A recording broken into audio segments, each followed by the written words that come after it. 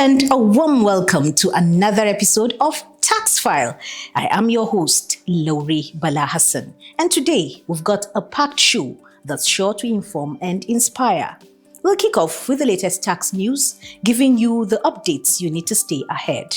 In our Did You Know segment, we've got some surprising and little-known tax tidbits lined up for you. Then we head into Vox Pop, where we hit the streets to hear your voices on current tax topics. Those public opinions will set the stage for our knowledge zone, where we break it all down and add context you can use. Next up is professional insights, where experts weigh in with practical advice and deeper analysis. And finally, we'll round up things with What's on the Net, where we respond to your comments and questions and reactions from the social media.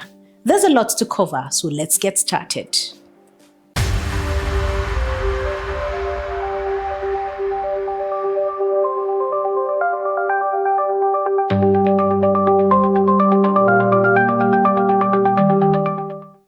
And now, the news.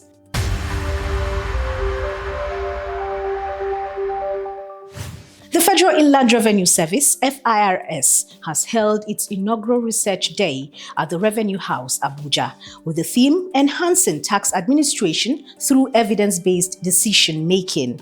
The event signals a major step in institutionalizing research-driven tax administration. Ejura Etu Okpanachi has the reports. Delivering the keynote, Mrs. Bolaji Akintola, Coordinating Director, Corporate Services Group, emphasized collaboration, innovation, and embedding research at the heart of operations. The Department of Research and Statistics also launched a dedicated website providing open access to research outputs. The Executive Secretary of WATAF, represented by Mr. Abiodun Adewale Adeboye, congratulated FIRS and hailed the new statistical bulletin as a breakthrough for researchers, enabling access to authentic data for evidence-based policy making. All coordinating directors gave goodwill messages, pledging support and encouraging sustainability of the initiatives. The event closed with a collective commitment to promote research and place data at the core of tax policy and reforms. In a major move to further protect taxpayers' confidentiality, the federal government has criminalized any form of unauthorized disclosure of internal documents, communications, or institutional data belonging to the Federal Inland Revenue Service, FIRS, soon to be renamed the Nigeria Revenue Service, NRS. Aisha Bilkader reports. Under Part 5 of the newly enacted tax legislation, offenders face a hefty 5 million naira fine, up to 3 years in prison, or both, upon conviction. The law classifies all FIRS, NRS internal records, including memos, tax assessment, communications, and business-sensitive data as strictly confidential. Disclosure is prohibited except in 3 specific instances: authorization by the executive chairman or management, a court order, or when necessary, for enforcing Nigerians' tax laws or complying with international tax treaties. To further protect institutional integrity, the Act limits legal action against the service or its personnel, requiring any suit to be filed within 3 months of the incident or 6 months if damage is ongoing, and invokes the Public Officers Protection Act to shield tax officials from frivolous lawsuits related to their lawful duties. The National Single Window NSW team has taken a significant step towards modernizing Nigeria's trade landscape by holding a high-level strategic meeting with the International Air Transport Association, IATA. The discussion focused on deepening collaboration to enhance trade facilitation and boost aviation efficiency across the nation. Husseina Ibrahim reports. This meeting underscores a shared commitment to streamlining processes and fostering a more business-friendly environment for international trade. Central to the talks was the pivotal role of the NSW in revolutionizing air cargo operations. Both parties explored how its integration can simplify complex procedures, significantly reduce costly delays, and ensure Nigeria's aviation sector aligns with the international best practices. IATA reaffirmed a strong commitment to bolstering the initiative by providing expert knowledge sharing and forging strategic partnerships aimed at creating more seamless, secure, and competitive trade operations for all stakeholders. This strengthened alliance marks a crucial milestone in Nigerian journey towards realizing a fully digital, transparent, and efficient national trade ecosystem. By leveraging global expertise and cutting-edge digital solutions, the partnership paves the way for a more integrated and prosperous economic future.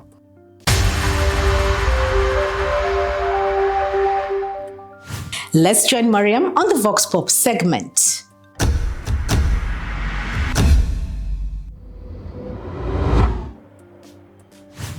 Hello and welcome to the segment. My name is Mariam Julie Ajura. As always, we've hit the streets again to find out salient issues on taxation. We will be finding out what the National Information Technology Development Levy is. Want to know more about it? Come.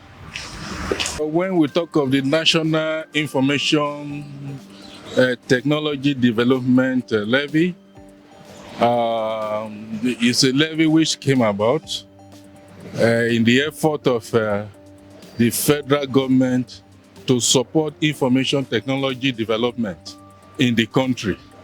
And as such, to make fund easier, the government deemed it fit to establish by Act the Information Technology Development Fund Act. And that enables it to collect money for funding of infrastructure in the information technology development. The FRS has been enabled in that act by Section 16 to do the collection. This is a levy created by the federal government under the agency of NIGDA. The amount to be collected is 1% of profit before tax. And companies that are to pay these NIGDAs are companies that are into insurance, internet-related companies, GSM companies, financial institutions, cyber companies, etc. And for you to be entitled to pay this tax, your turnover must be up to 100 million naira and above. If not, you are exempted to pay NIGDA. Why did the government create the NIGDA? Who does it go to? It goes to the government, FRS collect it, and they pay along with CIT, which is company income tax, and it goes to the government. The companies who are liable to pay this levy are pension and pension-related companies, bank and cyber companies, and internet provider. So we want to find out from you, what is NIGDA?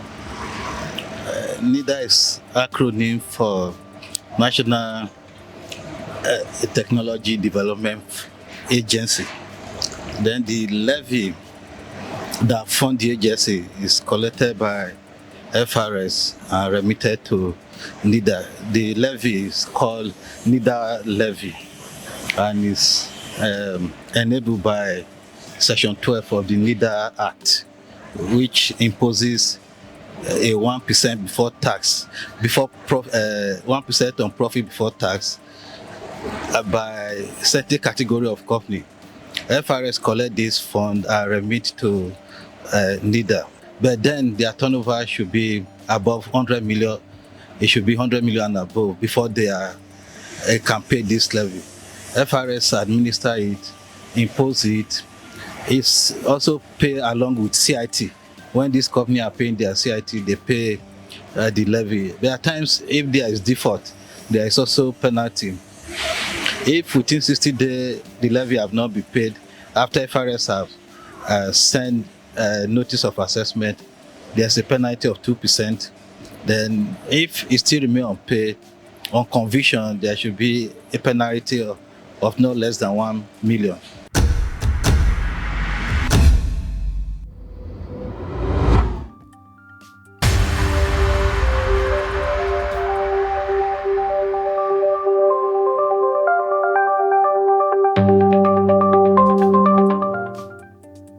Did you know the National Information Technology Development Levy is charged on specified companies with turnover of 100 million and above? For more information, visit www.firs.gov.ng. Ashu Abe takes us on the Knowledge Zone.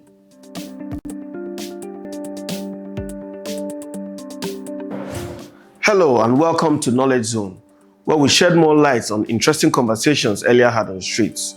I remain your host, Ashu Abe. In this episode, we'll be talking about National Information Technology Development Levy. The levy is governed by the National Information Technology Development Agency Act of 2004 as amended. The levy is charged at the rate of 1% of profit before tax. This levy is charged on specified companies with a turnover of 100 million and above. Companies liable to pay these levies are GSM service providers and all telecommunication companies, cyber companies and internet providers, pension managers and pension-related companies, banks and other financial institutions and insurance companies. Over to you, Laurie.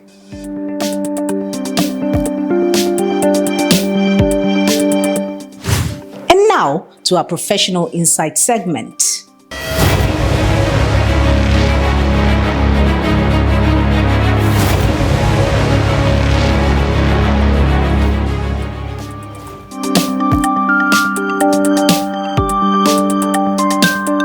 My role includes the implementation, development and implementation of the enterprise risk management in the service. This means that I and my team have to work to ensure that we're able to identify, assess, and mitigate, as well as monitor all the risks that could affect the objectives of the service. In monitoring these risks, we want to ensure that we're able to mitigate any risks that can affect our collection, 2025 collection of 5.2 trillion, and also anything that could affect our image, any reputational risk that can affect our brand as FRS, and any other risk that could actually impede the achievement of our objectives. Also, I also ensure that I work hand in hand to make sure that the governance structure regarding risk is put in place and is followed. And the governance structure enables us to be able to look at our risks holistically. This means working hand in hand with top management and, of course, with everyone in the service, because risk is a responsibility and a concern to all.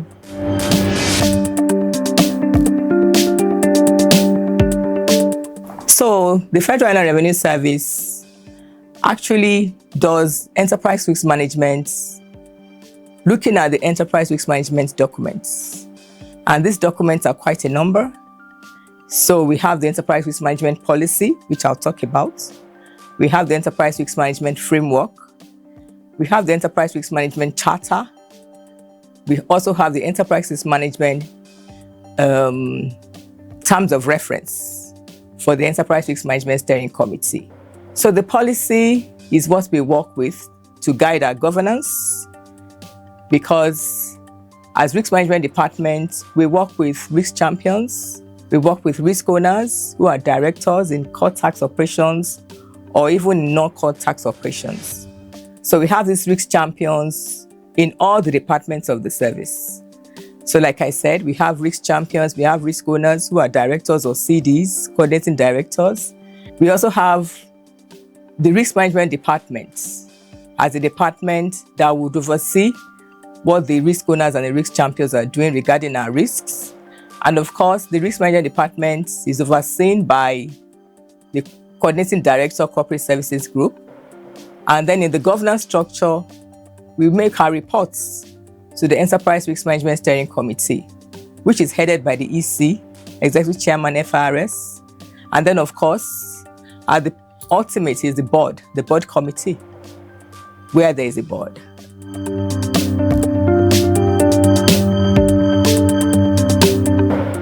Okay, so Risk Management Department, like I said, one of the documents we have on enterprise risk management is the risk appetite statement. And the risk appetite statement has categorized all the risks in FRS into 9 buckets. And one of the buckets is the compliance risk. And it's in that we look at the risks that pertain to our taxpayers. The risk around the core 4 pillars of registration, taxpayer filing, taxpayer payments, and accurate reporting. So in that way, we're able to not just look at the threats that the taxpayers might pose regarding this, but we're also looking at what are those things that will also enhance our services to the taxpayers, which we can see as opportunities. And these reports are given by all the field offices through the risk owner, who is the director in that department, the core tax departments, in the risk registers. So in that way, we're able to look at threats to our compliance, where there are compliance gaps. We're able to look at those risks and mitigate them. Where we need to have opportunities, where there are opportunities that could enhance what our taxpayers need to do or what we need to give to our taxpayers as a service, we also look at those and we're able to implement.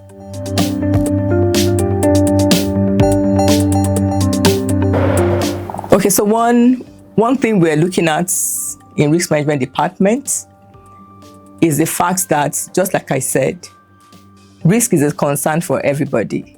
So everybody in the service needs to be aware of risk. So what we do is to ensure that everybody is embedding that awareness.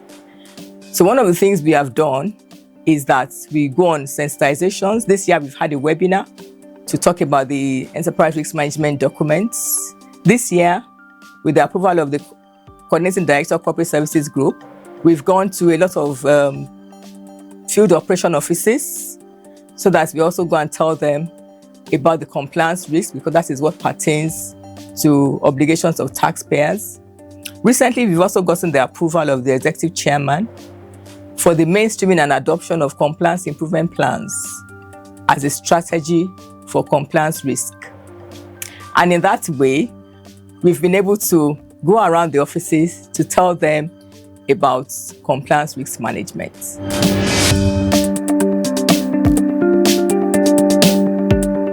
For us in Risk Management Department, we embrace digital innovations. So currently, we're in the process of automating the risk registers. Presently, we still receive our risk registers manually. But like I said, we're in the process of automating so that we can track our risks, monitor our risks real time. And in that way, we leave out all the manual operations. One other thing we do, I've said that we try to look at the internal and external environment proactively. So we leverage on data analytics to actually be able to do some research. In my department, we had a division that is strategic analysis and research unit. So what they do is to leverage on data to identify gaps in different sectors. So in that way, we use a lot of data analytics. And I've also talked about the compliance improvement plans. These plans also leverage on data from risk owners in the different departments. It is the data that we plug into the risk differentiation framework that we use so that we're able to categorize our taxpayers into the right categories that they should belong regarding their risks so that we can apply the appropriate risk treatment strategy.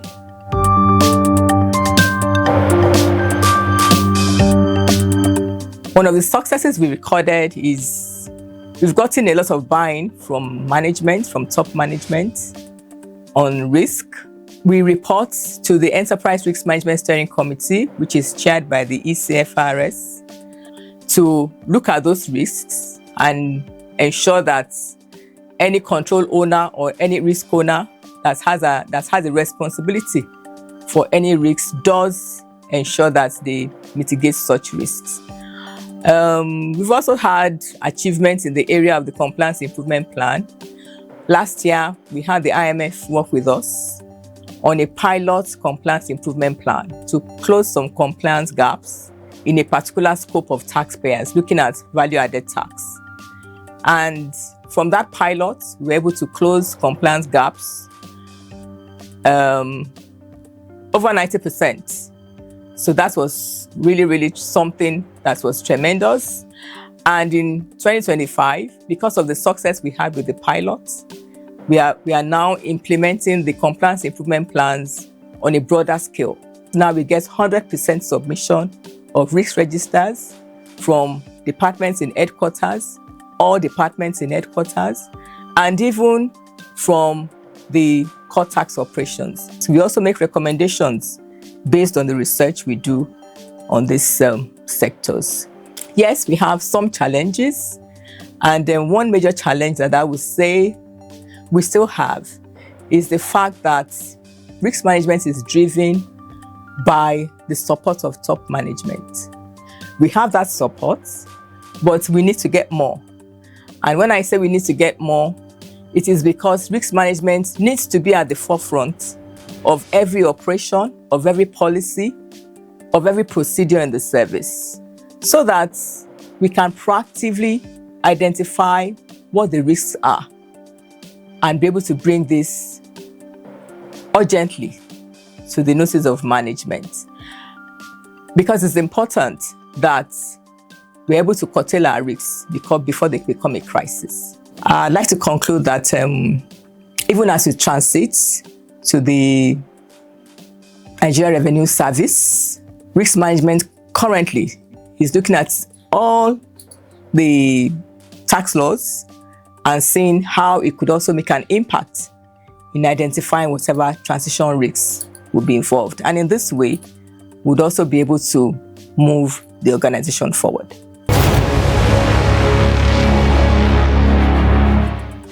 Over now to Swateku for what's on the net.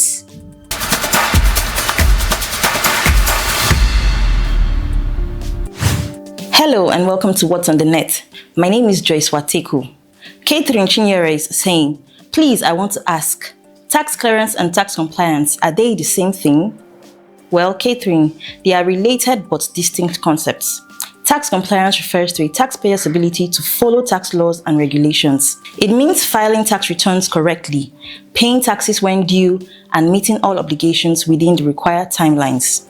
While tax clearance is the official certificate issued by the tax authorities, FIRS for companies, and in some cases, State Tax Board for individuals. It confirms the taxpayer has fully met their tax obligations for a specific period. Tax clearance certificates are often required for key activities such as bidding for government contracts, business registrations, or visa applications.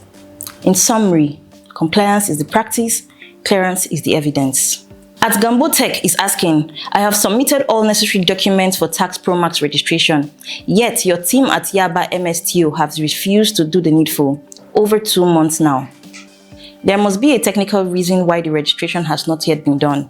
Kindly visit the tax office to collect your team. Over to you, Laurie.